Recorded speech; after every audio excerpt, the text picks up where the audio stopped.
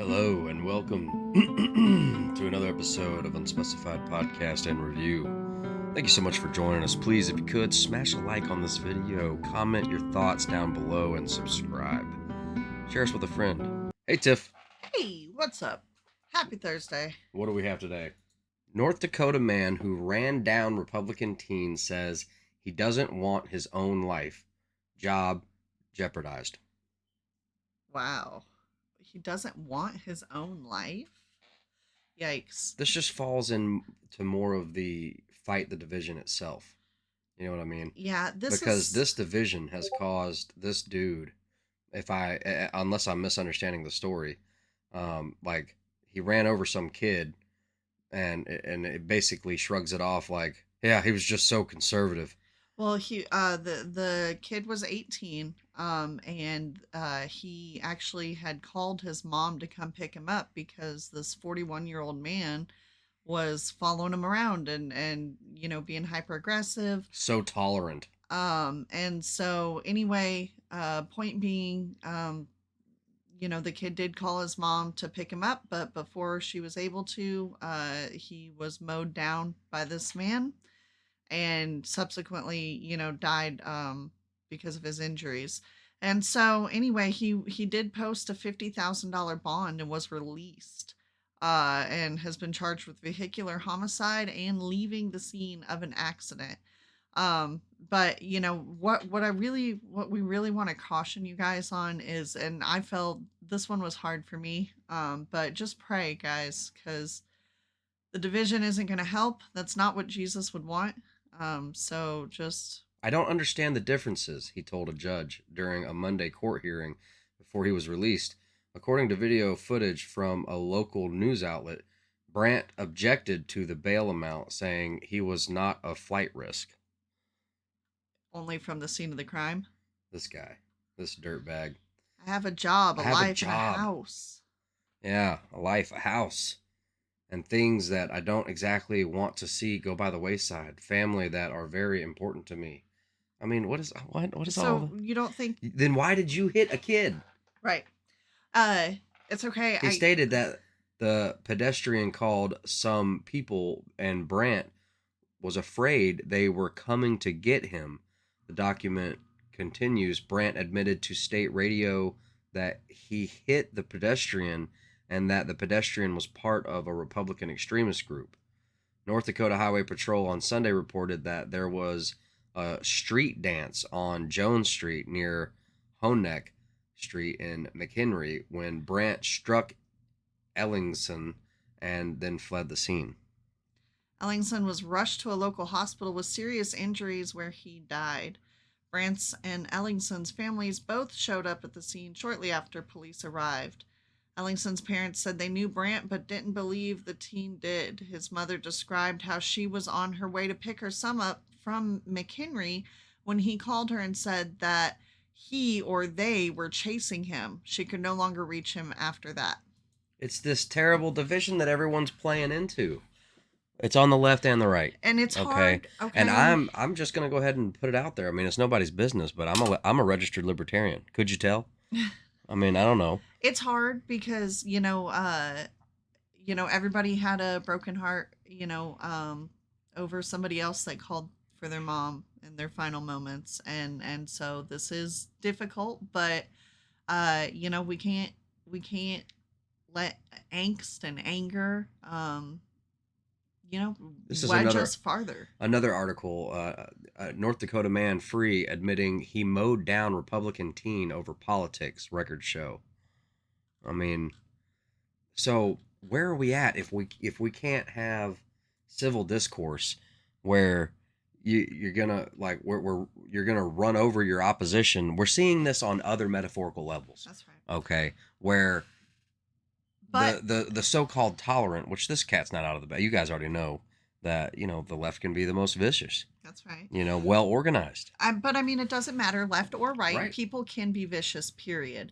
But just like, we were talking about on A Minute Detail, the wedge there has been so separated. And if y'all haven't checked out A Minute Detail, go check it out. Great chat, great conversations. Good friend of ours. That's right. Good dude. Great information. But it just, I'm sorry, I kind of lost my point a little bit. This one was Well, tough for and you'll have me. to forgive us because we see things like this, from libs of TikTok. I mean, just imagine this is your kid's teacher.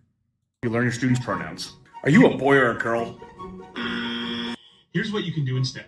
Here, I like to use a Google form or a Microsoft form or any other survey app that works for you. I've stopped asking what your preferred pronouns are, and instead I say, what are your pronouns? Because your pronoun is part of your identity and not just a personal preference. One of the very important questions I like to ask is, may I use these pronouns in front of your parents or guardians?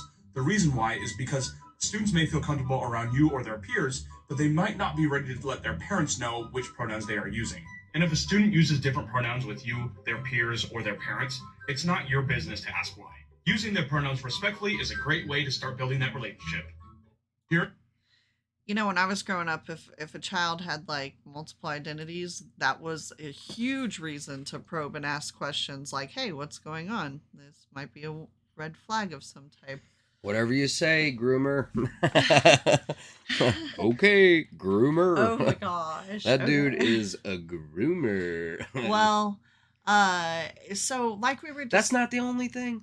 Okay. You have this. I mean, it's like nightmare fuel is what I mean. I don't. There ain't no phobia. This is just like the insinuation here is like I don't know what this music is. POV. I guess that's point of view. What? Well, I'm sorry. We're gonna have to watch that again. we're kind of, may I just for a second? We're kind of at a place where like we're taught to ignore um very blatant signs of mental illness Mm. and then react when that They've manifests. normalized mental illness Absolutely. where folks are like, So like rather than trying to intervene or meet somebody and be like, "Hey, you seem like you're not doing okay. Like what, are you okay? What can we do?" We're not supposed to do that anymore. We're supposed to go along with whatever they're saying and then only react when something big happens. And so that's unfortunate. And just like we were talking about, it would be nice if we had um, multi generational houses again. Somewhere along the way, the American dream kind of looked down on multi generational houses as if, like, if you weren't doing it by yourself, that was some sort of a failure. right, But hey, grandparents are awesome because parents are stressed. Parents have right. work. Parents have, not really a lot of free time and not all the patience that, grandparent that can come with age and wisdom. Families these days they live so separate, like across the country, That's so right. far from each other, and I think that we should not be so separated, especially from our Right. elders. That's your wisdom. That's right. Exactly. That's like the knowledge, the old wise tricks. I Yep. mean, look at the people who have had their grandparents to assist them with like, Yep.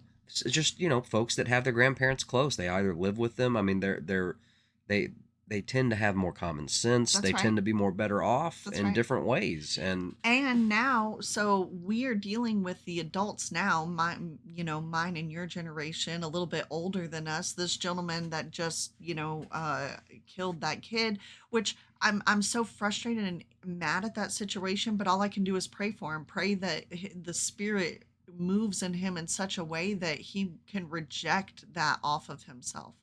That he can go to God for help. But whereas, hey, wouldn't it be nice if we're having a rough day or just a very exhausted, tired day to be like, all right, kids, I'm a little tired, grandpa's upstairs, I'm gonna take a nap. You know what I mean? Just having that kind of freedom. It takes a village. But what's happening is, so not only are we alone in family units, then even more so you have single parent families where people, just the kids are not getting taught the valuable lesson. We're cramming all this information yeah, down you're their two throat. generations into that, 3 generations into that, Right. where you've got the millennials, the Zoomers. That's after the Generation Z, and That's then right. Generation Z's got kids. Yep. Okay, and hopefully some. It seems like a lot of the millennials are becoming more agrarian, traditional, Right. libertarian, centrist. They're just, they're, Right. and hopefully they can break some of these generational curses. That's what we're praying. Amen. Because really what's happening is kids are getting a lot of information that they can regurgitate, but what they're not getting is shown basic life skills, or emotional intelligence, how to express yourself in a way that's not violent or oppressive, or whatever, how to express yourself just as on a normal adult level rather than screaming. So we have a whole adult society out there that didn't get that one-on-one time with their parents, and so now they're learning in their 20s and 30s things that they should have been taught as children, and their children are, you know what I mean. So it's just the cycle continues. So we just need Jesus. Hey, but here's some good Yeah, good news. news. Good news. Today, U.S. District Court Judge Terry A. Doughty, the public interest is served by maintaining the constitutional structure and maintaining the liberty of individuals who do not want to take the COVID-19 vaccine. This interest outweighs agencies' defendants' interests. The public has a liberty interest in not being required to take a vaccine or be fired from their jobs. The public interest must be taken into account before allowing agency defendants to mandate vaccines. The federal government must now decide whether to appeal the Western District ruling to the Fifth Circuit Court of Appeals, the same court that blocked the government's vaccine mandate for private businesses, which is awesome. I like that Fifth Circuit, I tell you what. Yeah. Another big ruling dropped today.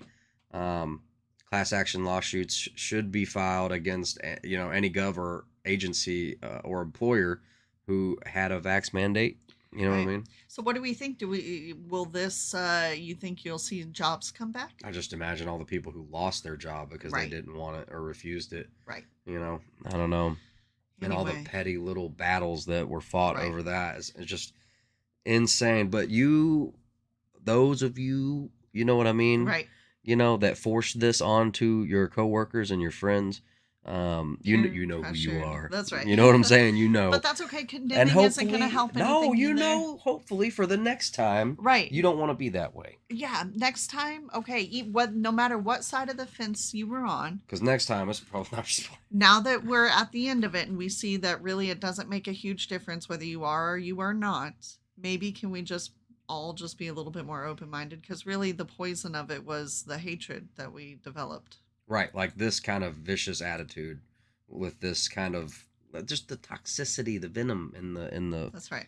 When are we going to start banning MAGA Republicans from establishments?